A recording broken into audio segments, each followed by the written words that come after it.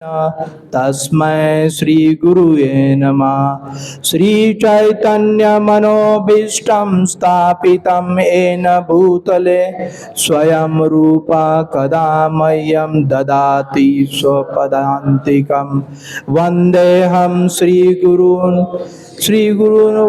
वैष्णवांच श्रीरूपं साग्रजातं रूपं साग्रजातं सगण रघुनाथान्वितं तं सजीवं साद्वैतं सावधूतं परिजन संहितं कृष्ण चैतन्य देवं श्री राधा कृष्ण पादान सहगण ललिता श्री विशाखान्वितांच।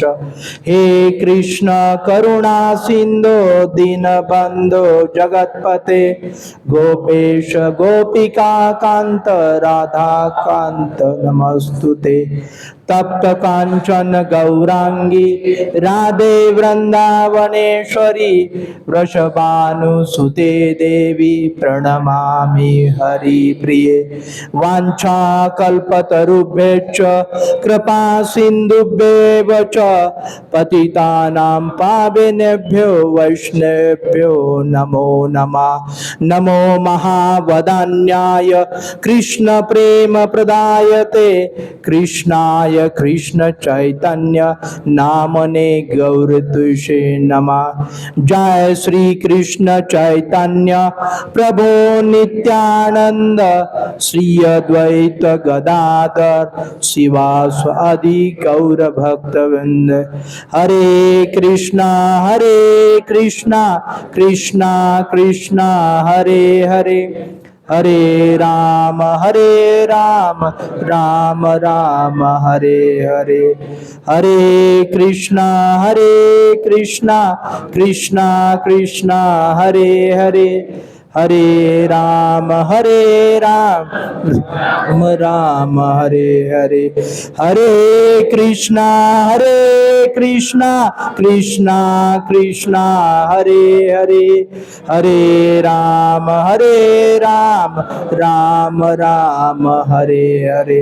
नमो विष्णुपादाय कृष्ण पृष्ठाय भूतले श्रीमते भक्ति वेदांत स्वामीति नामिने।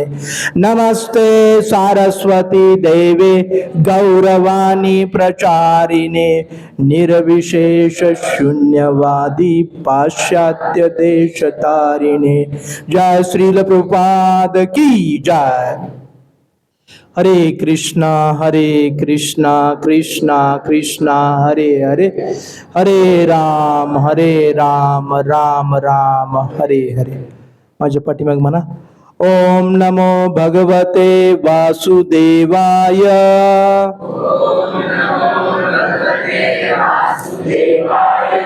ओम नमो भगवते वासुदेवाय।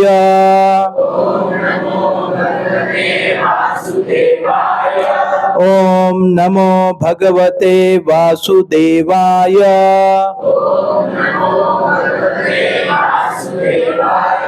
हरे कृष्ण। तर सर्वांचं या संध्याकालीन सत्संगामध्ये स्वागत आहे। आज भागवतम क्लास जरी नसला तरी भागवत वरतीच आपण म्हणजे ज्याला आपण ग्रंथ भागवत भक्ती भागवत या गोष्टी आपल्याला माहितीच आहेत, यावरतीच आपण भाष्य करणार आहोत। कारण आपण भागवतम मध्ये सध्या जो आपण इचलकरंजी या सत्संग केंद्रामध्ये आपला अभ्यास चालू आहे तो 4था स्कंद है ना, आणि 24वा अध्याय आणि 58वा श्लोक चालू आहे। जे सुरू आहे तुमचं ते रुद्र गीत सुरू आहे की भगवान शिवजी भगवान शंकर भगवंतांची स्तुती करू लागलेले आहेत, हे त्याच्यामध्ये आहे। आणि याच अर्थानं मी अध्ययन ही करत होतो। अर्थात अध्ययनासाठी वेळ खूपच कमी आहे, संसारी माणूस आहे, बद्ध जीव आहे, तुमच्या लक्षात येईल आलंही असेल। परंतु वैष्णवांच्या कृपेनं इथं आहे, त्यांचा कृपाशीर्वाद आहे। आणि म्हणून या भवसागरात असूनही नेहमी गुरूंचं, गुरु गौरांगांचं, भगवंतांचं स्मरण राहतं. ही विशेष कृपा आहे. आम्ही स्वतः जर पाहिलं, स्वतःची जी क्षमता पाहिली, तर मी प्रभूजींना नेहमी त्रास देत असतो. प्रभूजी, हे तुमचा श्लोक मला काल सांगताय, आज मी कसा म्हणणार? प्रभूजी म्हणले, काही म्हणा, तुम्ही या फक्त. काही म्हणा, तुम्ही या आणि थोडंसं आमच्या लोकांना मोटिवेट करा. तसं पाहिलं तर मोटिवेशनची ही प्रेरणा गुरु महाराज आणि प्रभुपादांच्या पासूनच मिळते. आपल्याकडून मी काही करतो असं जेव्हा जेव्हा मी करून पाहिलेलं आहे, तेव्हा तेव्हा मी त्याच्यामध्ये बरोबर फेल गेलेलो आहे. मी बऱ्याच वेळा की मी असे त्या कृष्ण तत्वदर्शन मध्ये मी असायचा, मग काही VIP लोक येणार असायचे आणि तुम्हाला सांगायला मला काही, मी कधीही स्वतःचा जे काही कमीपणा आहे ना त्याच्यामध्ये मी काही लपवत नाहीये. कारण का की तुकाराम महाराजांनी म्हटलंय की वैष्णवानी म्हणे, आपण काही वैष्णव नाही, परंतु वैष्णव जे बनू इच्छितात त्यांनी कसं असलं पाहिजे, जसं आत आहे ना तसंच बाहेर असलं पाहिजे. जसं आत आहे तसंच बाहेर असलं पाहिजे. आत वेगळं बाहेर वेगळं असा वैष्णव होऊ शकत नाही, असं तुकाराम महाराज म्हणतात. आणि आमचे गुरु महाराज म्हणतात, आमचे प्रभुपाद म्हणतात की आपल्याला वैष्णव बनायचं आहे म्हणे. काय करायचं आहे? वैष्णव बनायचं आहे आणि त्या मार्गाने आपल्याला जायचं आहे. मग त्या मार्गाने जर जायचं असेल तर काय करायला पाहिजे? जैसे बोले तैसे चाले, त्याची वंदावे पाऊले, असं म्हणले. जसं बोलू तसं आपण काय केलं पाहिजे? चाललं पाहिजे. तरच काय होतं म्हणे की त्याचं अनुकरण होतं. आणि म्हणून मला सांगायला काही कमीपणा नाही वाटणार की त्या कृष्ण तत्वदर्शन मध्ये मला मॅनेजमेंटचे लोक यायचे आणि सांगायचे, आज VIP लोक येणार आहेत, प्रभूजी तुम्ही चांगलं मार्गदर्शन करायला पाहिजे. आणि मग मी पण ठरवून यायचं, काय असं बोलायचं तसं बोलायचं. आणि जेव्हा जेव्हा असं बोलायचं तसं बोलायचं म्हटलं ना, तेव्हा तेव्हा काहीतरी घोटाळा होतोच होतो. परंतु जेव्हा मी असं म्हणतो की हे भगवंता, हे प्रभुपाद, हे गुरु गौरांगजी आणि हे गौरनिताय, तुम्ही माझ्याकडून जसं तुम्हाला हवं तसं बोलवून घ्या, असं जेव्हा म्हणतो ना, तेव्हा काही नाही, आपोआप स्मरण होत जातात, गोष्टी स्मरण होत जातात. आणि असं मी पाहिलं की 5 वर्ष मी ही सेवा करत होतो आणि त्या काळामध्ये प्रभूजी तिथं होते आणि सहस्रनाम प्रभूजी अधूनमधून यायचे. आणि मग मी दर रविवारी यायचो. दर रविवारी 6-10 वाजता मी त्या कृष्ण तत्वदर्शन मध्ये एंट्री करायचा आणि सायंकाळी 5-6 वाजेपर्यंत गोल गोल गोल गोल गोल गोल राऊंड मारायचा. आणि प्रभूजी मध्येच यायचे. प्रभूजी म्हणायचे की पाणी तरी घ्यायला पाहिजे, काहीतरी विश्रांती घ्यायला पाहिजे, असं नाही चालत, एक दिवस असलं म्हणून काय झालं, आपण काय करायला पाहिजे थोडीशे. आणि मग सहस्रनाम प्रभूजी पण यायचे आणि इतरही भक्त यायचे, नाही असं नाही, परंतु विशेष केअर करणारे आपलं असं कोणीतरी असं म्हणतात ना, तर त्याचं श्रेय हे सहस्रनाम प्रभूजी आणि दामोदर सखा प्रभूजींना जातं. त्यांनी आम्हाला भक्तीमध्ये आणलं.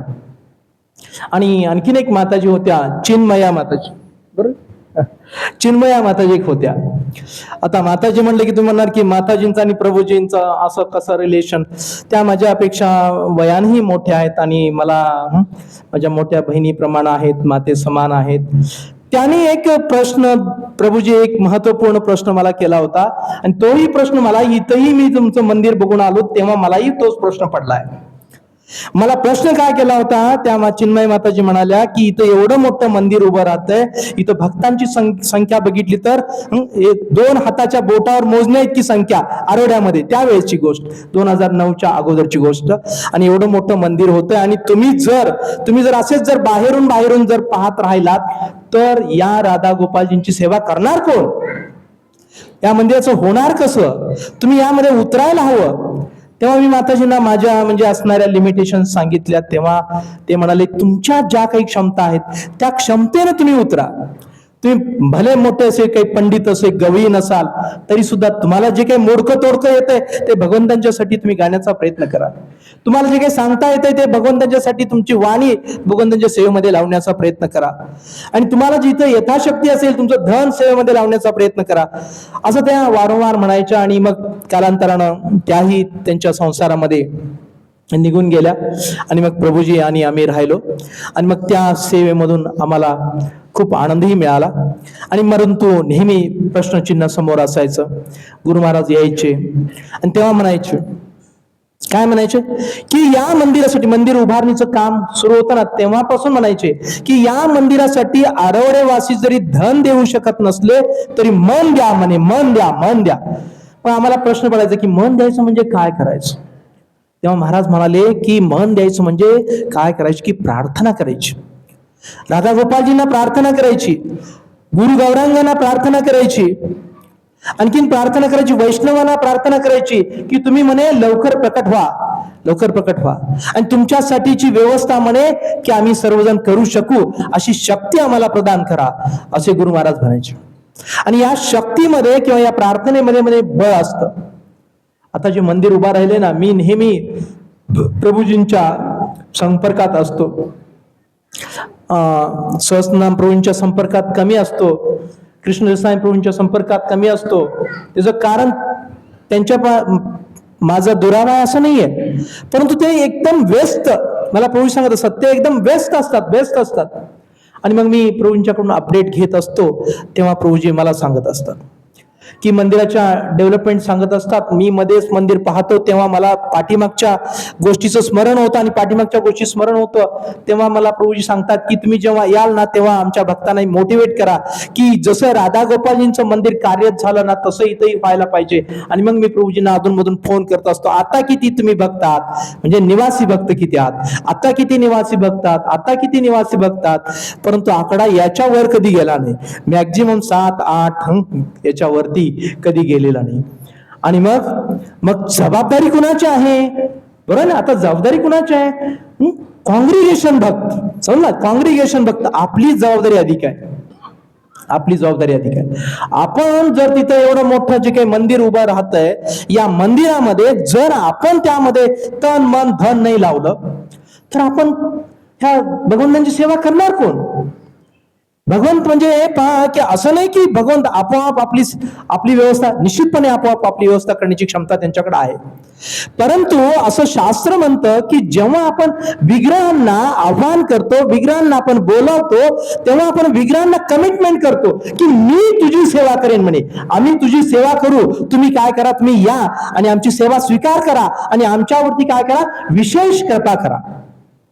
असं नाही म्हणत की तुम्ही या आणि आमची सेवा करा किंवा तुम्ही तुमची सेवा करून घ्या, असं आपण नाही म्हणत. आव्हान करताना आपण काय म्हणतो, तुम्ही या आणि आम्ही काय करू म्हणे, यथाशक्ती आम्ही आमच्या गुरूंच्या आणि गुरु परंपरेच्या साह्याने आम्ही काय करू म्हणे की तुमची काय करू, आम्ही सेवा करू असं आपण कमिटमेंट करत असतो. आणि ही कमिटमेंट आपण या छोट्या भगवंतांच्या पासून सुरुवात केलेली आहे. हेच आपले कोण आहेत, उत्सव विग्रह आहेत, लक्षात घ्या. आणि या भगवंतांना आपण पुढे तिकडे घेऊन जाणार आहोत आहे ना, म्हणजे यांना आपण कमिटमेंट केली आहे. आणि ती कमिटमेंट म्हणजे काय, खूप मोठी जबाबदारी आहे, अनेक सेवा आहेत, अनेक सेवा. आणि या ठिकाणी मला निश्चितपणे जाणवतं की या नगरीमध्ये, विशेषतः इचलकरंजी नगरीमध्ये हे अशक्य नाही आहे, अशक्य नाही. आणि याचं श्रेय पहा की जी काही फाउंडर, जी काही मेंबर आहेत, सर्वांची नावं घेणं शक्य नाही, पण तुम्ही जेव्हा मी त्या मॅनेजमेंट मधील भक्तांचं नाव घेतो ना तेव्हा तुम्ही त्याच्यामध्ये आहात, तुम्ही स्वतःला बाजूला करू नका. जसं मी टीम वर्क, मलाही माहित आहे, मी एका कॉलेजचा प्रोफेसर आहे आणि त्या कॉलेजचं जे काही एखादं यश येतं ना ते कोणाच्या नावे येतं, प्रिन्सिपलच्या नावे येतं. परंतु प्रिन्सिपल असा नाही म्हणत की हे मी एकटा केलं, असं म्हणत नाही. प्रिन्सिपल काय म्हणतो, मी ह्या सगळ्यांच्या काय करू, टीम वर्कमुळं हे मी यश साध्य करू शकलो. तसंच इथं मॅनेजमेंटचे जे भक्त आहेत, मग आपल्यामध्ये सर्वांचंच नाव घेणं शक्य नाही. आणि मग ते मॅनेजमेंटचं भक्त नाव घेतो तेव्हा तुमच्या सर्वांचंच नाव आहे, लक्षात घ्या, तुमच्या सर्वांचंच यश आहे. आणि तुम्ही सुद्धा एक छोटीशी गिलहरी असेल किंवा ज्याला आपण खारुटी म्हणतो, खारुताई असेल, आणि मोठे मोठे मॅनेजमेंटचे असणारे जे कृष्ण रसायन सारखे जे हनुमानजींचं सेवा करत असतील, आपण छोटी तरी करू शकतो ना, छोटी तरी करू शकतो. कोणी मोठी करेल, कोणी छोटी करेल, पण तू सेवा केली पाहिजे. आणि सेवा करत असताना आपलं मन, आपण झोपताना सुद्धा विचार केला पाहिजे या स्ट्रक्चरचा, की हे मॅनेजमेंटचे लोक स्वप्न बघत असतात की एक 4-5 महिन्यापूर्वी मी प्रभूजींना नेहमी सतावत असतो की तुमचं, एकीकडून म्हणत असतो की काय म्हणत असतो, प्रभूजी तुमचं मंदिर खूप फास्ट चाललंय असं म्हणत असतो. दुसरीकडून लगेच मी त्यांना म्हणत असतो कधी टेम्पल ओपनिंग होणार. प्रभूजी लगेच हसतात, प्रभूजी म्हणतात काय प्रभूजी काय प्रश्न विचारताय. नाही, इयर मी म्हणतो, तारीख नाही, इयर सांगा ना, इयर सांगा. तर मला 25 मध्ये म्हणतो ते 26 मध्ये. आता 26 मध्ये म्हणायला लागले तर आम्ही स्ट्रक्चर वरती फिरत होतो 27 मध्ये, प्रभूजी 27 मध्ये, 27 मध्ये.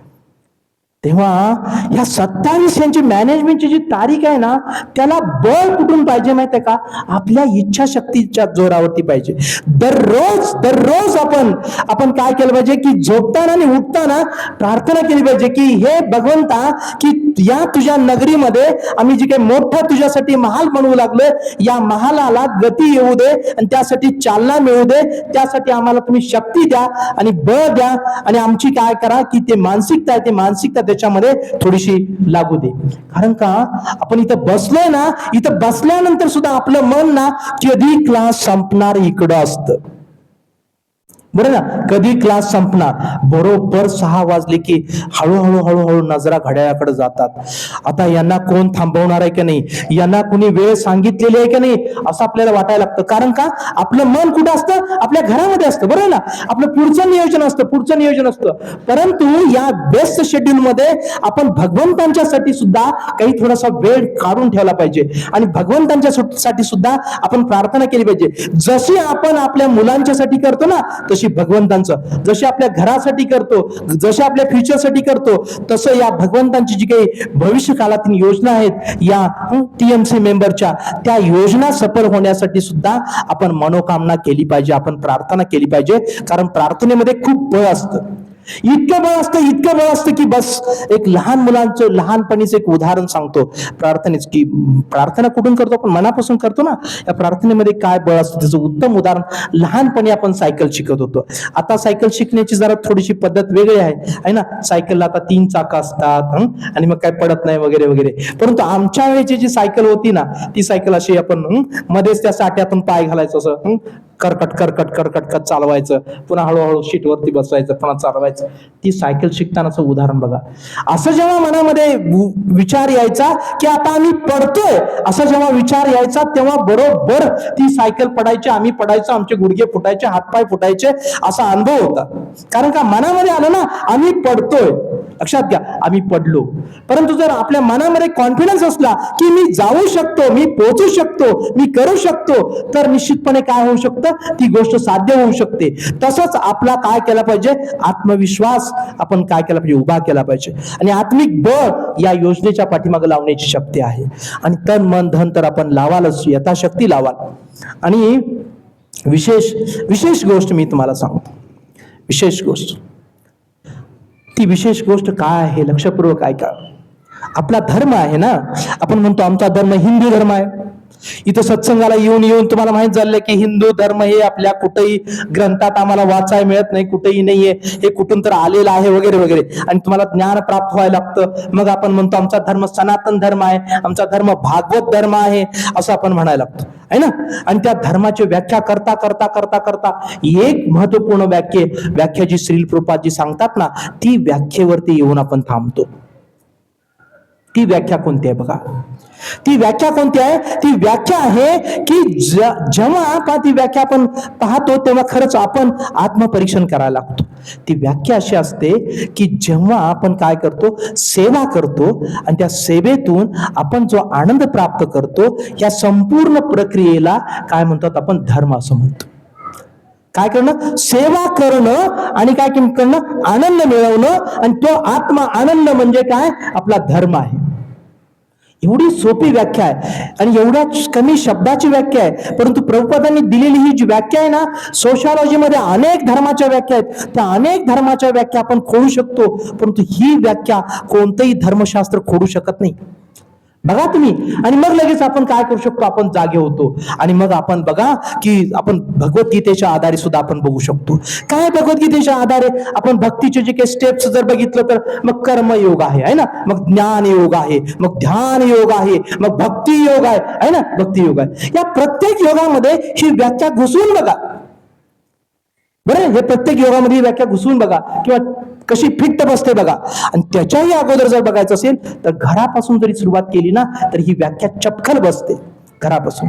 घरामध्ये आपण जे कोणी वडीलधारी आहेत, आई वडील आहेत, त्यांचा धर्म काय? मुलांची सेवा करणं आहे ना, मुलांना मोठं वाढवणं. आणि मुलांची सेवा करता करता त्यांना आत्मानंद होतो ना, आत्मानंद होतो. आणि तो आनंद दिव्य असतो. कितीही कंटाळून आलेला बाबा आहे, घरात बसलेला आहे, फ्रेश झालेला आहे. फ्रेश झाल्यावरती काय झालंय, आता तो काय करणार आहे की आता तिची विश्रांतीची वेळ झाली आहे. सकाळी ते 8 ते संध्याकाळी 8 ड्युटी करून आलाय, 9 वाजलेले आहेत आणि तिची विश्रांतीची वेळ झाली आहे. आणि आई म्हणते मुलाला दूध नाही हो. त्यावेळेस त्या बाबाला पहा दुःख नाही होत, थोडस तो त्रासिकपणे उठेल, परंतु दूध घेऊन आल्यानंतर ना त्याला जो मिळतो ना तो आनंद असतो, तो सुख नसतं. सुख कशाशी असतं माहितीये का? सुख पैशाशी निगडीत असतं. आणि आनंद जो असतो ना, आनंद सेवेशी निगडीत असतो. समजला? ज्यांची आपण सेवा करतो त्यातून जो काही आपल्याला आत्मानंद मिळतो तो असतो, तो धर्म असतो. हा जसा आपण मुलांची सेवा करतो ना, जसा आईचा धर्म आहे, पित्याचा धर्म आहे. आईचा धर्म तर किती सुंदर असतो बघा, किती अटॅचमेंट असते त्या धर्माशी. हे उदाहरण तर मला सांगायला खूप आवडतं. का आवडतं पहा, की जर आई लहान मुलं असतं घरामध्ये, आपल्या प्रभूजी लोकांशी खेळत असतं आणि काय करतं, मध्येच काय करते, शिशू करतं. आणि शिशू त्यासाठीच म्हणतात शिशू, शिशु शिशु करणार्थी शिशु. शिशु म्हणजे लहान बाळ है ना. तर ते मग शिशु करतं. शिशु केल्याबरोबर लगेच आपण हाक मारतो.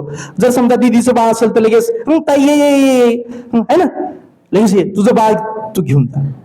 ती दीदी काही करत असू दे, ती ताई काही करत असू दे, जशी येते तशी काय करते, आपली साडी अशी खोचते, त्या बाळाला घेऊन जाते, बाहेर घेऊन जाते, काय करते आणि सगळं वॉश आउट करते आणि स्वच्छ क्लीन करते. आणि त्यावेळेला ती तोंडाला मास्क लावते का, हाताला हँड ग्लोव्ह घालते का, काढू का नको काढू, स्वीपर येईल मग स्वच्छ करेल बाळाला असं म्हणते का, असा विचार तिच्या मनात येतो का? नाहीये.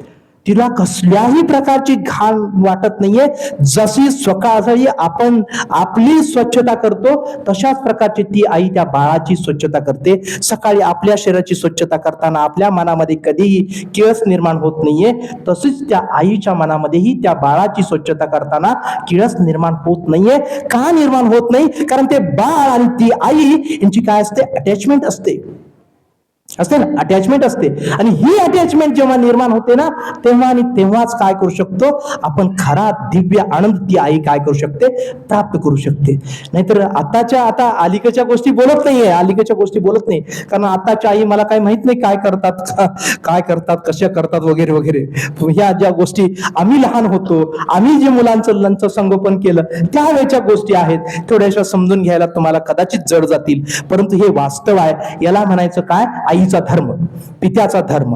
तसंच पहा की जेव्हा आपण भक्ती मार्गावरती येतो ना, तेव्हा काय होतो, तिथं भक्तीचा धर्म सुरू होतो. आणि मग भगवंतांची सेवा करतो आणि मग एक पायरीवरती आपला काय होतो, धर्म सुरू होतो. मग ती कर्मयोग मध्ये असेल की मी भगवंता तुझ्यासाठी हे करतो, तू माझ्यासाठी हे कर, है ना.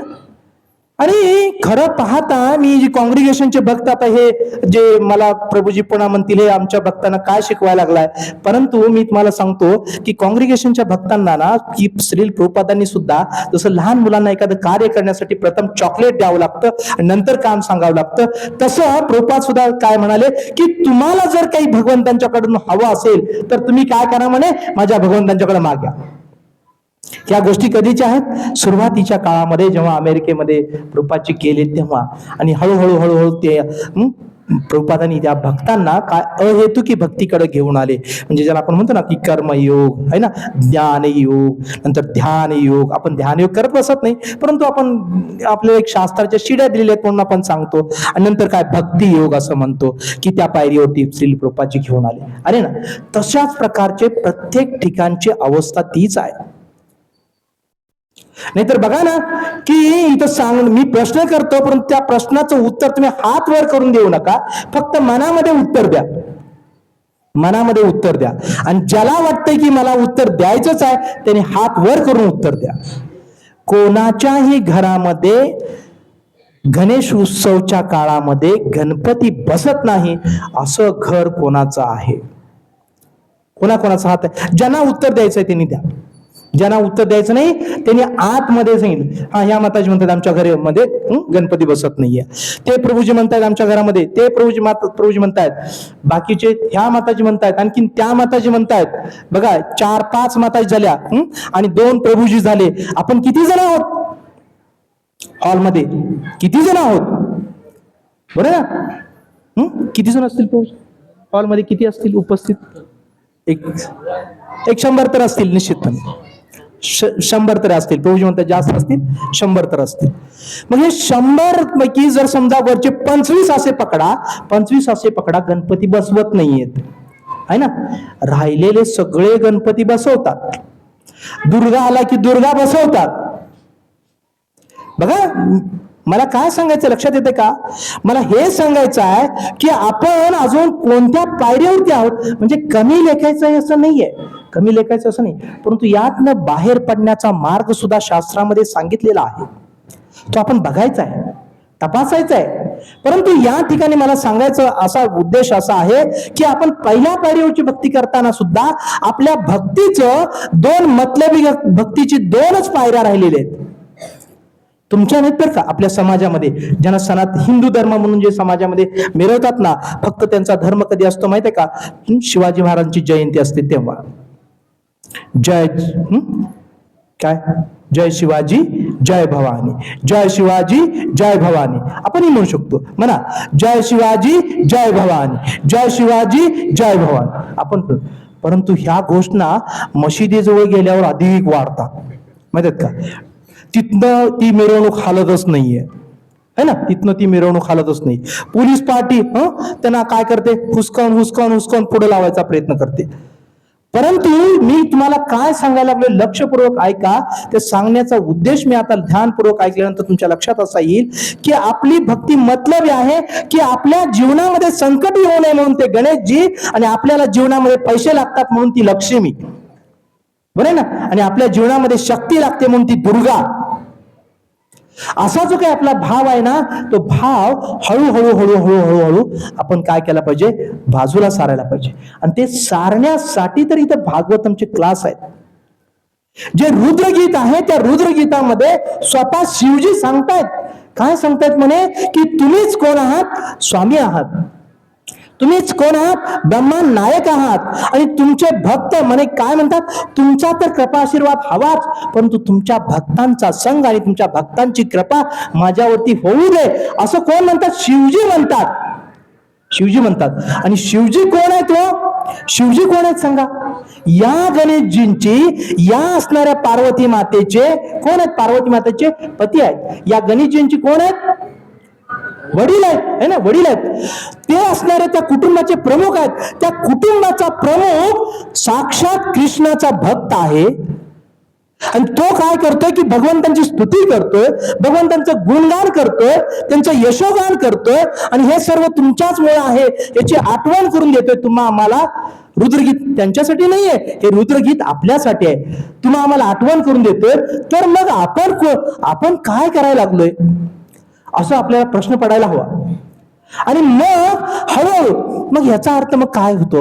अनेक प्रश्न. मी असाच क्लास घेत होतो कराडमध्ये प्रभूजी, आणि तेव्हा कराडमध्ये प्रश्न काय आला माहितीये का मला? एका माताजीने प्रश्न विचारला आणि त्या माताजी काय म्हणत होत्या माहितीये का?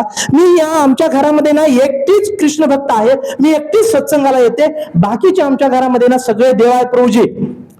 आमच्या घरामध्ये कुलस्वामी आहे, आमच्या घरामध्ये गणेशजी आहे, आमच्या घरामध्ये आणखीन काय आहे, आणि आमच्या घरामध्ये हेही सांगितलं मला. काय म्हणाल्या? की आमच्या घरामध्ये भिवू नकोस, मी तुझ्या पाठीशी आहे. काय म्हणतात? श्री स्वामी समर्थ. आपण कुणालाही नावं ठेवत नाहीये, कारण तेवढी पात्रता आपली नाहीये. नाव कोण ठेवतं माहितीये का? सडेतोड प्रहार कोण करतं माहितीये का? श्रील प्रभुपादजी. वैष्णव आहेत ना, ते वैष्णव प्रहार करू शकतात. फुल टाइम डिवोटीज आहेत ना, प्रहार करतात. त्यांच्या मुखातून पण आम्ही ऐकतो, है ना, प्रहार करतात. ढिले पडत नाहीत का? पूर्णपणे 100% सरेंडर आहेत. 100%. तुम्ही आम्ही प्रहार करायचं म्हटलं की काय म्हणतील गणेश बाप्पा, काय म्हणतील, है ना. प्रहार करायचा अवघड. आणि मग त्या माताजींना पडलेला प्रश्न काय होता बघा? मी एकटीच कृष्ण भक्त आहे, मी गणेशजींचं काय करू? मी सेवा करायची का नाही करायची? मी प्रणाम करायचा का नाही करायचा? मी माझ्या कुलस्वामीला प्रणाम करायचा की नाही करायचा? मी म्हणालो की तुमची काय इच्छा आहे, तुमची काय इच्छा आहे? तर त्या माताजी म्हणाले, खरंच मला यातून बाहेर पडायचं आहे, परंतु काय मार्ग आहे? तेव्हा मी म्हणालो की हळूहळू सांगा घरातल्यांना की ते काय म्हणतायत की त्यांचं श्री स्वामी समर्थांचे भक्त त्यांच्या घरामध्ये होते, म्हणून त्यांना असं विधान केलं की ते काय म्हणतायत की भिवू नकोस, मी तुझ्या पाठीशी आहे. परंतु आमचा म्हणतो की भिवू नकोस, मी तुझ्या पुढं आहे, तुझी ढाल बनून आहे. समजते ना? अर्जुनाच्या पुढे कोण आहे? सॉरी, कृष्णाच्या पुढे कोण आहे? अर्जुन आहे ना, है ना? तो काय म्हणतोय? कृष्ण काय म्हणतोय? भिवू नकोस, मी तुझ्या काय पुढे आहे, अगदी ढालीसारखा पुढे आहे, पाठीमागं नाही, मी पुढे आहे म्हणे. येणाऱ्या प्रत्येक संकटांचं मी काय करणार आहे? निवारण करणार आहे. माताजी म्हणल्या, हे म्हणजे त्या म्हणल्या नाहीत पुढं काही, परंतु माझ्या लक्षात आलं आता काही त्या बोलणार नाहीत. परंतु त्यांच्या प्रश्नाचं उत्तर मिळालं का? नाही मिळालं. मी त्यांना एवढंच म्हणालो की हे सगळ्या देवी देवता आहेत, ह्या भगवंतांचे कोण आहेत? भक्त आहेत. भगवंतांचे कोण आहेत? भक्त आहेत. तुम्ही तुमच्या घरामधील देवी देवतांची पूजा भक्त म्हणून करा, वैष्णव म्हणून करा, आणि त्या वैष्णवांच्याकडे प्रार्थना करा. वांछा कल्पतरुभ्यश्च कृपा सिंधुभ्येव च पतितानां पावनेभ्यो वैष्णवेभ्यो नमो नमः. अशा प्रकारची प्रार्थना करा आणि त्यांना सांगा, त्यांना प्रार्थना करा आणि त्यांना विनंती करा की आमच्यावरती तुमची कृपा होऊ दे आणि मला कृष्ण भक्तीमध्ये गती येऊ दे. अशाच प्रकारची प्रार्थना तुम्ही तुमच्या घरामधील असणाऱ्या देवी देवतांना करा.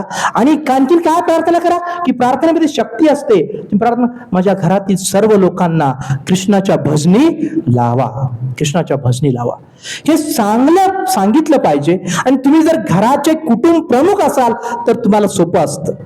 घरात जर तुम्ही मेंबर असाल, सामान्य सदस्य असाल तर अवघड असतं. वेट करावा लागतो, वॉच करावा लागतो, थांबावं लागतं. आणि त्यांना वैष्णवांच्या ठिकाणी आपण बघून आपण काय केली पाहिजे, त्यांची आपण आश्रय घेतला पाहिजे.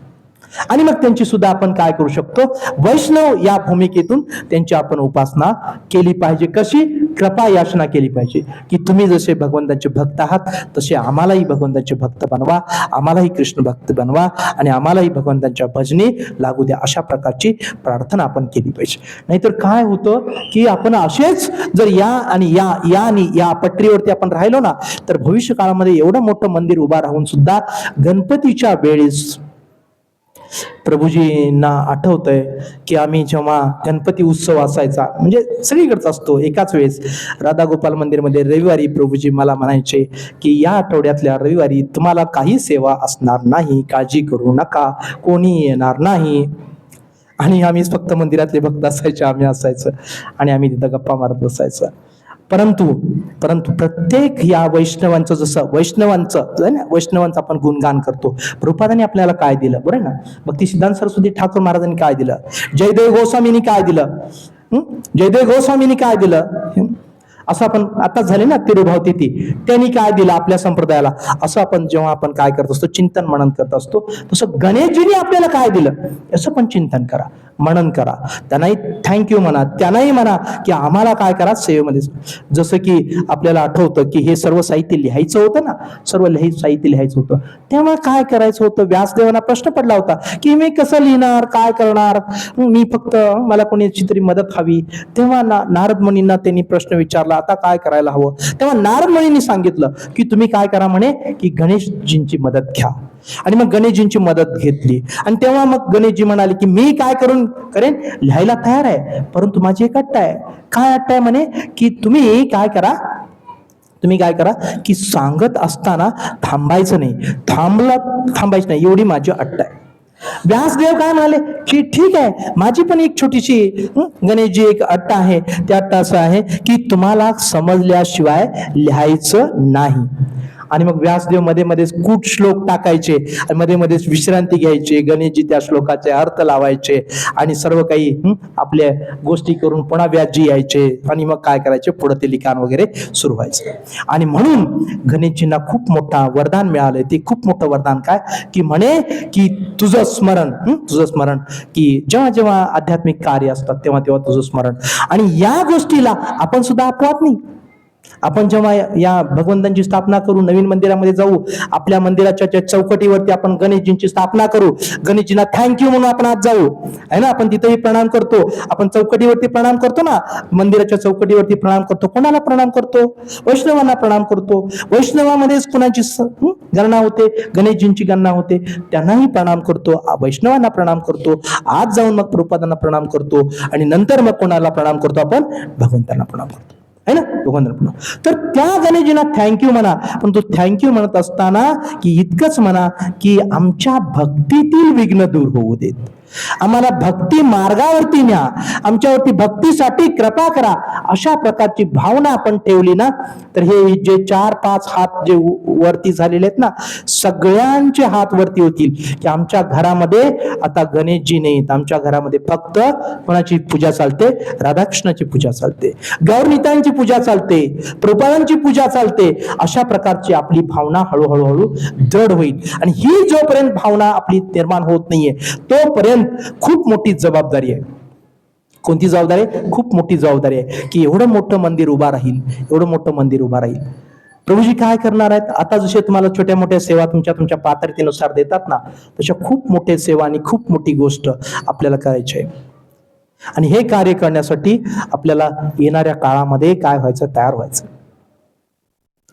आणि म्हणून आपण तयार व्हायचं म्हणजे काय करायचं? कुणाचा द्वेष नाही करायचा. मगाशी मी म्हणाल ना की मशीद काय करते, मशिदीजवळ आपली यात्रा जाते, तिथं आपण हे करतो. कोणाचाही द्वेष करायचा नाही, ही आपल्या धर्माची शिकवण आहे. काम, क्रोध, लोभ, मोह, मत्सर, द्वेष याला षड्रिपू म्हणतात. या षड्रिपूपासून मुक्त होण्याची प्रक्रिया आहे. ती प्रक्रिया कोणती आहे? हरिनाम. ती प्रक्रिया कोणती आहे? हरिनाम. आपण हरिनाम त्यासाठी घेतो असतो. कशासाठी? की आपल्या हृदयाची शुद्धी व्हावी. हरे कृष्णा कृष्णा कृष्णा हरे हरे, हरे राम राम राम हरे हरे. आणि सगळ्यांना सांगा, सगळ्यांना प्रभूजींनी मला विषय दिलाय. बोलता बोलता प्रभूजी म्हणाले, त्यांच्या विषयामध्ये मी किती मोटिवेट होते माहित नाही, म्हणजे मला किती यश येते माहित नाही. ते म्हणाले की तुम्हाला काही नाही बोलता आलं तर तुम्ही मोटिवेशन बोला म्हणे. त्यांच्या कृपेने मी प्रयत्न करतोय, वैष्णवांच्या कृपेने मी प्रयत्न करतोय. मी तर 2-3 दिवस झालं माझ्या डोक्यामध्ये प्रभूजींना मी म्हटलं सुद्धा, जयदेव गोस्वामी, जयदेव गोस्वामी. प्रभूजी म्हणाले काही बोला, मला स्वातंत्र्य देऊन टाकलं, काही बोला, पण आमच्या भक्तांना मोटिवेट करा, काही बोला. म्हणजे दोन्ही मी सांगितलं, ऑप्शन पण दिला. परंतु मी खूप गोंधळलेला असतो, कारण माझी मती आहे ना, माझी मती तितकीशी शुद्ध नाही आहे. आणि जे शुद्ध मतीचे नसतात ना, ते नेहमी द्वंद्वामध्ये असतात आणि त्यांना निर्णय घेता येत नाही. आणि म्हणून मी गोंधळात होतो. प्रभूजी इथं आले. मग प्रभूजी म्हणले काय करायचं? भागवतम श्लोक घेणार का जयदेव गोस्वामी वरती बोलणार का मोटिवेशन वरती बोलणार? मी त्यांच्याकडे बघत राहिलो. मग म्हणजे ठीक आहे, तुम्हाला काही असेल ते तिथं जा, तुम्ही काय असेल ते बोला. म्हणजे मला सांगण्याचा उद्देश, मी इतका पतित आहोत, माझ्यासाठी प्रार्थना करा की मलाही भक्तीमध्ये योग्य प्रकारचे निर्णय घेता यावेत. अशा प्रकारची प्रार्थना माझ्यासाठी करत राहा, जेणेकरून माझ्यावरती खूप आशीर्वाद आहेत. निश्चितपणे या आशीर्वादांची जाणीव मला आहे. परंतु सर्वांचेच अधिक, तुमच्या सर्वांच्या अधिक आशीर्वाद राहावेत, प्रार्थना राहावी, अशी तुमच्या सर्वांच्या चरणी प्रार्थना करतो. आणि अत्यंत महत्वाची गोष्ट मी सांगायला निघालोय पहा, घराघरामध्ये, आणि ही गोष्ट लागू पडणारी गोष्ट आहे. जसं मी म्हणालो ना की आपला धर्म आता फक्त कामापुरताच राहिलाय. काय म्हणे? मतलबी धर्म झालाय. एक तर काय म्हणायचं, काय करायचं? संकटांचं निवारण करायचं. दुसरी काय पाहिजे? लक्ष्मी पाहिजे. त्या लक्ष्मीविषयी फक्त एवढंच मी बोलतो. आणि पुन्हा मला एक गोष्ट सांगायची, एक 5-10 मिनिटं चालतंय ना प्रभूजी पुढं मागं झालं तर काय गोंधळ होऊ शकतो. एक 5-10 मिनिटं, कारण महत्वाच्या गोष्टी मला सांगायच्या आहेत. एक गोष्ट लक्षात घ्यायची, पहिली लक्ष्मीच्या विषयी. लक्ष्मी कोण आहे? सर्वांना माहिती आहे लक्ष्मी कोण आहे. कोण आहे लक्ष्मी? नारायण. लक्ष्मी नारायण आहे ना, अर्धांगिनी आहे. आणि इथे एकच गोष्ट सांगायची आहे, ती गोष्ट म्हणजे मी पटकन सांगतो की प्रभुपाद म्हणतात, आपल्याला म्हणतात, समाजाला म्हणतात की तुम्ही रावण वृत्तीचे बनू नका. काय म्हणतात? रावण वृत्तीचे बनू नका. रावण वृत्तीचे बनू नका म्हणजे काय? म्हणजे मी नाही म्हणत बरं का, प्रभुपाद म्हणतात. नाहीतर राग येतो माणसाला, अरे आम्हाला रावणवरतीची बोलू नका, आम्हाला रावण. प्रभुपाद म्हणतात की रावणाला फक्त आणि फक्त काय पाहिजे होती? सीता पाहिजे होती. राम पाहिजे होता का? नाही. म्हणून तर रावणानं काय केलं? कूटनीती आखून सीतेचं हरण केलं, है ना. आणि सीतेचं हरण केलं, साम दाम दंड भेद नीती वापरून सीतेचा भोग घेण्याचा प्रयत्न केला. त्याच्यामध्ये त्याला यश नाही आलं. सीतामाईने भीक नाही घातली, बरं ना. आणि शक्यच नव्हतं, कारण सीता काय साक्षात साक्षात है ना भगवंतांची अर्धांगिनी आहे. राधा राणी आहे म्हटलं तरी चालेल. राधा कृष्ण सीताराम आहे ना, लक्ष्मी नारायण असं आपण म्हणत असतो. तर ह्या जे काही तात्विक मध्ये जर काहीतरी गडबड होत असेल तर क्षमा करा, परंतु मला इथं मूळ मुख्य मुद्दा सांगायचा आहे की हे शक्य नाही झालं. आणि मात्र मग त्यावेळेस काय झालं की प्रभू रामचंद्रांनी लीला केल्या आणि त्या आपल्या सीतामाईचं काय केलं? संरक्षण केलं, है ना. आणि मग शेवटी अंत काय झाला? शेवटी प्रश्न एकच उरतो की त्या रावणाला फक्त सीता पाहिजे होती, आणि फक्त सीता पाहिजे होती, त्या रावणाचं कल्याण झालं का वाटोळ झालं? उत्तर काय आहे? ग्रामीण भाषा कळते ना. कल्याण झालं का वाटोळ झालं? वाटोळ म्हणजे काय झालं? नाश झाला, है ना. काय झालं? कल्याण झालं का? नाही झालं, वाटोळ झालं ना. अरे बोला ना काहीतरी. वाटोळ झालं, नक्की वाटोळ झालं ना. मग प्रश्न असा उरतो, प्रभुपाद आपल्यासाठी प्रश्न करतायत, तुम्हाला जर फक्त लक्ष्मीच पाहिजे असेल तर तुमचं काय होणार आहे? कल्याण होणार आहे का वाटोळ होणार आहे? नक्की आपणच आपल्या तोंडाने संध्याकाळी म्हणायचं का आमचं वाटोळ होणार आहे? शहाणे व्हा, जरा शहाणे व्हा. आमचं जर कल्याण व्हायचं असेल तर लक्ष्मी नारायणाचं भजन करा, सीता रामाचं भजन करा, राधा कृष्णाचं भजन करा. ही गोष्ट प्रभुपादजी सांगतायत, हे विसरू नका. आणि म्हणूनच लक्षात घ्या, आपण म्हणतो प्रभूजींना जरा राग येईल, प्रभूजी जरा ऐकू नका, परंतु तुमच्या राग येईल म्हणून आधीच म्हणतो ऐकू नका प्रभूजी, क्षमा करा. की आम्ही महाराष्ट्रीयन लोक म्हणतो, अरे मारवाडी लोक आहेत ना, मारवाडी गुजर मारवाडी लोक आहेत ना, ते बघा किती श्रीमंत आहेत, किती धनी आहेत, ते किती काय करतात, की किती गलेलट्ट व्यापारी बनलेले आहेत. अरे मूर्खानो, ते व्यापारी बनण्याचं सूत्र तुम्हाला कळलंच नाही. धनाढ्य बनण्याचं सूत्र तुम्हाला कळलंच नाही. धनाढ्य बनण्याचं सूत्र आहे की ते कमिटमेंट करतात. जे आपल्या धर्मशास्त्रामध्ये सांगितलंय त्यांची कमिटमेंट असते. मी माझ्या व्यवसायातील 10% हळूहळू तो 10% काय करतो माहितीये का? जशी त्याची जबाबदारी कमी होईल तसं तो पर्सेंटेज वाढवत राहतो. आताच मी बोलता प्रभूजींना म्हणालो की तुम्हाला नातू झाले, अभिनंदन. 2 नातू, खूप मोठी जबाबदारी आहे. नातू मोठे. प्रभूजींनी फटकन सांगितलं माझी जबाबदारी फक्त 6 महिन्याची. प्रभूजी मी मोकळा 6 महिन्यानंतर. हरी बोल म्हणा सर्वांनी, हरी बोल हरी बोल. म्हणजे समजते का? ते बघतात कसे हे बघा, है ना, बघतात कसे बघा. आणि आपण काय करतोय? एक चुकीची पूजा करणार, एकट्या लक्ष्मीची पूजा करत बसणार. पुन्हा म्हणणार लक्ष्मी आम्हाला कशी पावत नाही, आमच्याकडे लक्ष्मी चंचल आहे, आज येते तर उद्या नाही. अरे तुम्ही पकडा ना तिच्या पतीला, कुठे लक्ष्मी जाते बघूया, है ना. तुम्ही पकडा ना तिच्या पतीला, कशी जाते, कुठं जाते आपण बघूया. हे गुह्य सूत्र आपण आपल्या जीवनामध्ये उतरवलं पाहिजे. ही पहिली गोष्ट समाजामध्ये सांगण्याची गरज आहे, अत्यंत गरज आहे. कारण इतकी गरज आहे, मी शाळा कॉलेजमध्ये बघतो ना तेव्हा मला अक्षरशः इथून पळून जावंच वाटतं. पहिला एक 8 दिवसापूर्वी आमचा एक कोर्स होता. त्या कोर्सचं नाव होतं फॅकल्टी डेव्हलपमेंट कोर्स प्रभूजी. आणि त्या कोर्समध्ये ना एक मी प्रश्न विचारलेला, त्या प्रश्नाचं उत्तर मला त्यांनी दिलंच नाहीये. आमच्याकडे काय आहे माहिती का? जेंडर सेन्सिटायझेशन आहे. जेंडर सेन्सिटायझेशन म्हणजे मुलगा आणि मुलगी भेद करायचा नाही, मुलगा आणि मुलगी भेद करायची नाही. हे करता काय झालं ना, मुलं आणि मुली हातात हात घालून आमच्या कॉलेजमध्ये फिरायला लागलेत. आणि मग आता मला प्रश्न पडला, मी त्यांना म्हणालो की यांच्याकडे कसं बघायचं सांगा. यांना टोकायचं का टोकायचं नाही, यांना मोटिवेट करायचं का, यांना वेगळं बसा म्हणायचं, नेमकं काय ते सांगा. त्या आलेले जे माताजी होत्या, म्हणजे आता आम्ही त्यांना म्हणजे आपण मॅडम म्हणतो, आम्ही आता आमच्या तोंडामध्ये बसलोय माताजी ताई. मी आता शाळेमध्ये ना की कॉलेजमध्ये जेव्हा सुरुवातीला माझ्या तोंडामध्ये माताजीच यायचं. मग काही जवळच्या ज्या अगदी जवळच्या मुली असतात ना, त्या म्हणाल्या, सर माताजी म्हणले की लईच कसं तर होते, तुम्ही असलं काय म्हणू नका. मग आता याच्यावरती उपाय काय काढायचा, म्हणून मी थोडस बदललं आमचं तोंडामध्ये. ताई आणि दादा म्हणायला सुरुवात केली. काय म्हणायला सुरुवात केली? ताई आणि दादा. मग मी आता त्या मॅडमला म्हणालो की या आमच्या ताई आणि दादांना या जेंडर सेन्सिटायझेशन मध्ये काय करायचं नेमकं सांगा. त्या प्रश्नांचं उत्तर त्यांच्याकडे नाहीये.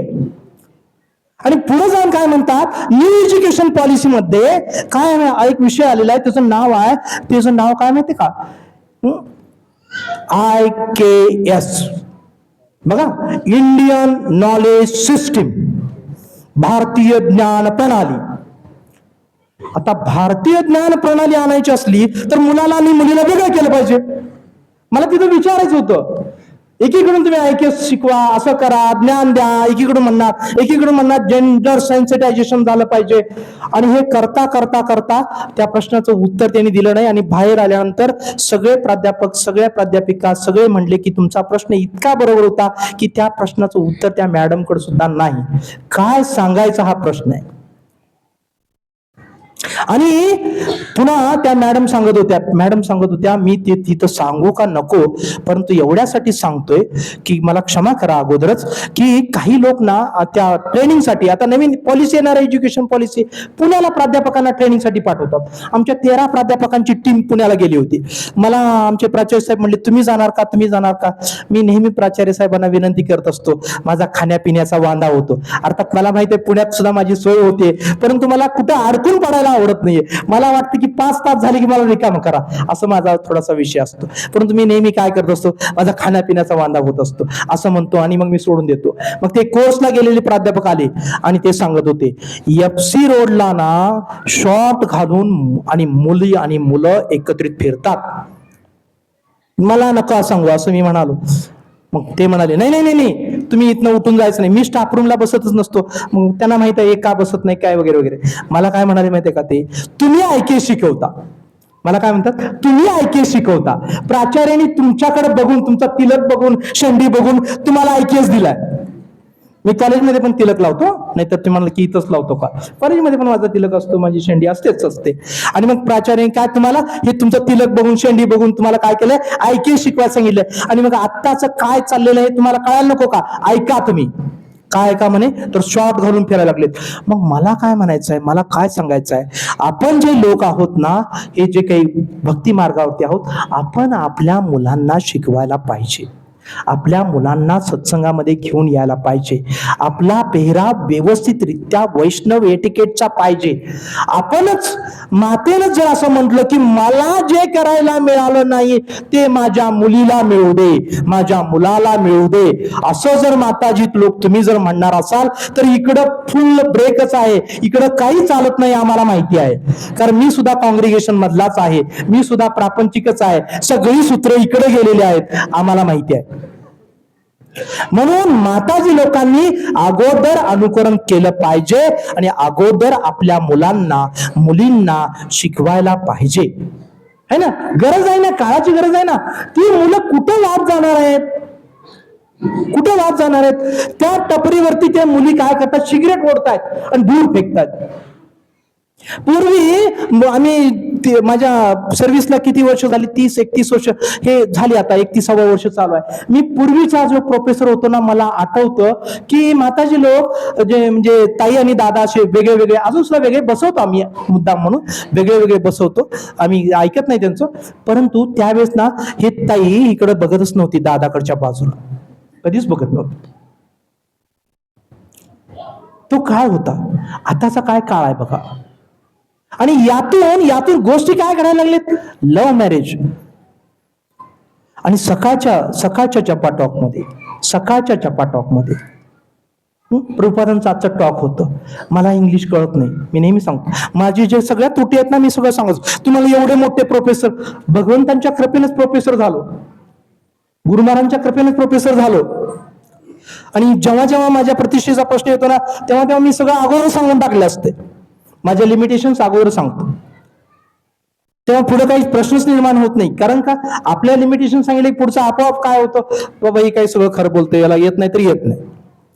मग मला माझ्या प्राचार्यांनी शिकवलंय, काय शिकवलंय माहिती आहे? Chat GPT.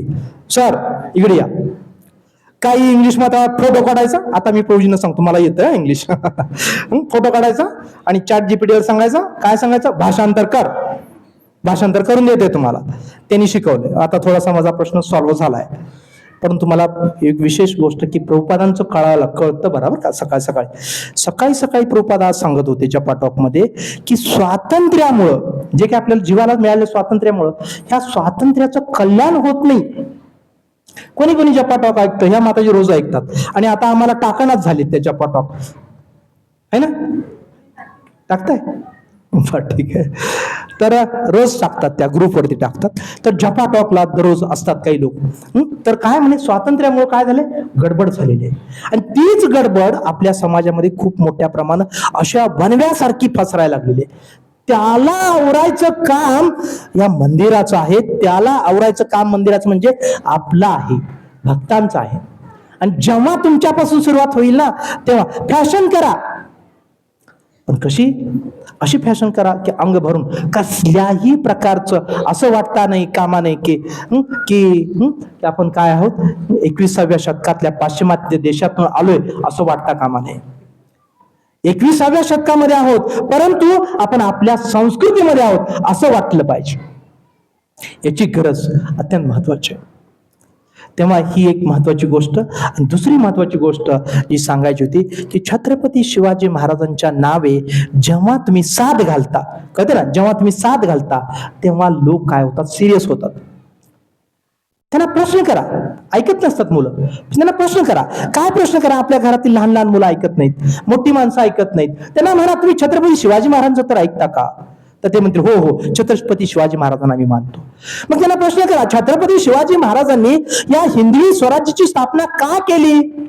त्याबाबत सांगतील की म्हणे आपल्या हिंदवी स्वराज्याची स्थापना आपल्या धर्माचं रक्षण करण्यासाठी केली. मग धर्माचं रक्षण करायचं म्हणजे काय करायचं? तुम्ही प्रश्न करा. तुम्ही प्रश्न करत सुटला ना की ती बरोबर त्याला वाटेल की यांना आपल्या मार्गावर, म्हणजे आपल्या, आपण जे कृष्ण भक्तीच्या मार्गावरती, या आमच्या मार्गावरती घेऊन चालले. प्रश्न करत राहा, समजलं का? प्रश्न करत राहा, प्रश्न करत राहा, प्रश्न करत राहा. छत्रपती शिवाजी महाराजांना सेंटर ठेवायचं आणि प्रश्न करायचे, कळते का? प्रश्न करायचे. तेव्हा आपोआप माणसं काय होतील, गंभीर बनतील, गंभीर बनतील, विचारात पडतील. छत्रपती शिवाजी महाराजांच्या विषयी हे प्रभूजी सुद्धा साक्षीला आहेत की अगदी नवके भक्त आहेत ना, त्यांना त्यांचं मन असं रुचत नाही ना, त्यांना हे सुद्धा म्हणायचं, तुझं कुठंच मन लागत नाही ना, गीतेत लागत नाही, भागवत मध्ये लागत नाही, प्रभू छोट्या ग्रंथामध्ये लागत नाही, हे शिवाजी महाराजांचा ग्रंथ वाचा म्हणायचे. हे म्हणत होते की नाही माहित नाही, परंतु आरोडेमध्ये सिनियर ड्यूट शिवाजी महाराजांचा ग्रंथ वाचा. आणि पुन्हा काय म्हणायचे, त्याला नंतर म्हणायचे, छत्रपती शिवाजी महाराजांच्या विषयी तू वाचलंस ना, त्यांची काय ह्याच्या पाठीमागची भूमिका, तर आपल्या धर्माचं रक्षण.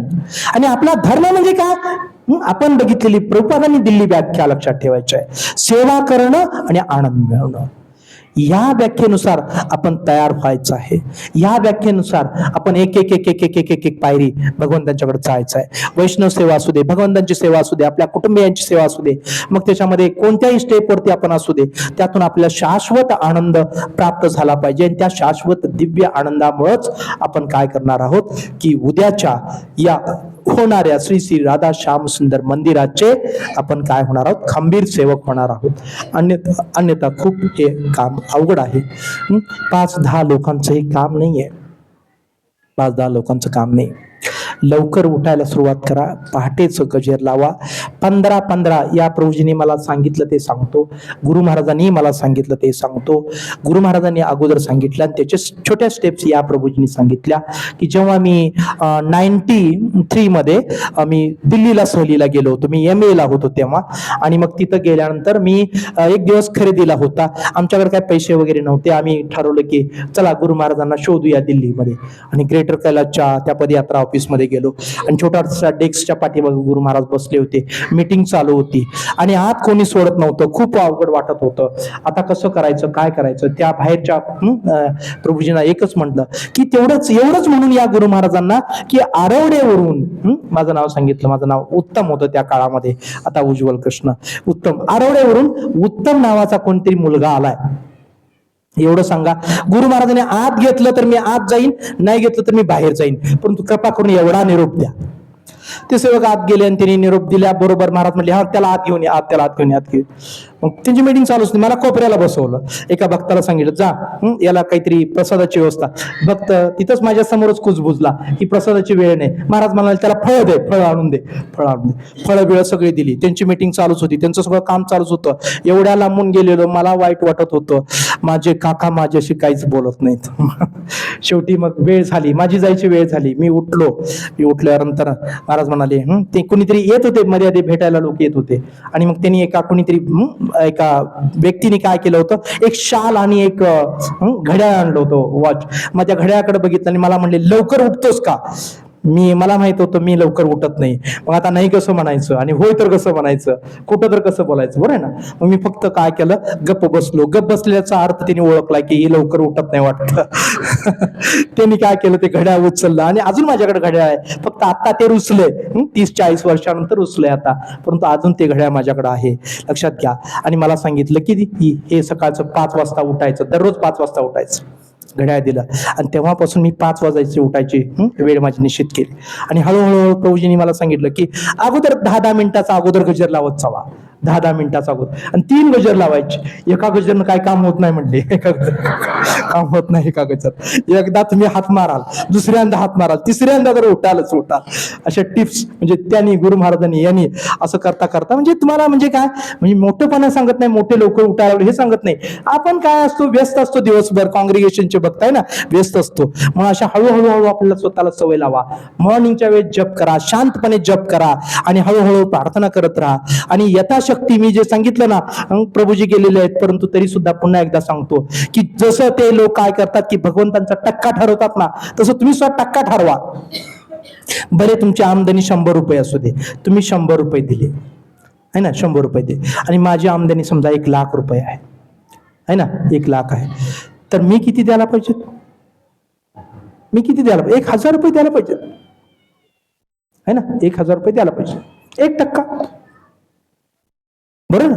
अशा प्रकारे. नाहीतर काय होतं आपल्याकडे माहिती आहे का, गणपतीची वर्गणी असू दे किंवा राधा जन्माष्टमीची वर्गणी असू दे, हे 10 रुपये दिलं की मग काय मोठेवाला काय करतोय, 100 रुपये काढतोय.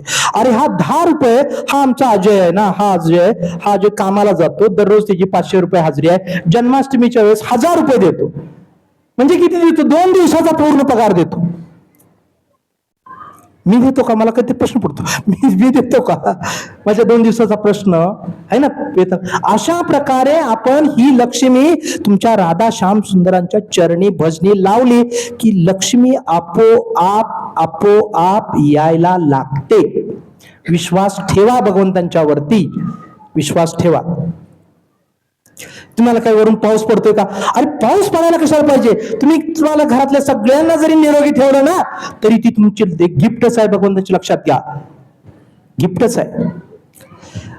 मी आता प्रभूजी काय करतो माहिती आहे, तुमच्याकडे डोनेशन द्यायचं असतं ना, तेव्हा घरामध्ये विषय चालतो, तुम्ही काय आम्हाला विचारतच नाही. मग लगेच मी बायकोला म्हणतो, समजायचं आणखीन एकदा दवाखान्यात ऍडमिट करायला लागलं तुला, असं समज. लगेच गप बसते. काय समज म्हणजे, तुला आणखी एकदा दवाखान्यात ऍडमिट करायला लागला असं समज, गप बसते विचार. कारण का कळतं होतं ना, लगेच कळतं. म्हणजे कुठूनही छप्पर फाड़ के जसं देतात ना, तसं छप्पर फाड़ के लेके भी जाते, लक्षात घ्या. तेव्हा हे करा आणि आपलंही स्वतःच म्हणजे घर गृहस्थी चांगली बनवा, कृष्ण भावना भावित बनवा. आणि हे जे काही मोठं टेम्पल होतंय, या टेम्पलचे जे काही मॅनेजमेंटचे जे सदस्य आहेत, त्यांना पडलेले जे काही प्रश्न आहेत, कसं होणार, त्यांना ॲश्युरन्स द्या की आम्ही आहोत, आम्ही सेवा करू. वेळ काढायला शिका आणि निश्चितपणे यामध्ये यश येत राहील, अशी प्रार्थना आपण करूया. ही प्रार्थना हरे कृष्ण महामंत्राच्या रूपात करूया आणि आपण थांबूया. हरे हरे कृष्णा कृष्णा कृष्णा हरे हरे, हरे राम राम राम हरे हरे. हरे कृष्णा, मनापासून प्रार्थना करायची आहे. कृष्णा कृष्णा कृष्णा हरे हरे, हरे राम राम राम हरे हरे. हरे कृष्णा कृष्णा कृष्णा हरे हरे, हरे राम राम राम हरे हरे. हरे कृष्णा कृष्णा कृष्णा हरे हरे, हरे राम राम राम हरे हरे. राधा श्याम सुंदर की जय, राधा गोपाल की जय, गौरनिताय की जय, श्रील प्रभुपाद की जय, उपस्थित भक्तवृंद की जय. धन्यवाद. हरे कृष्ण.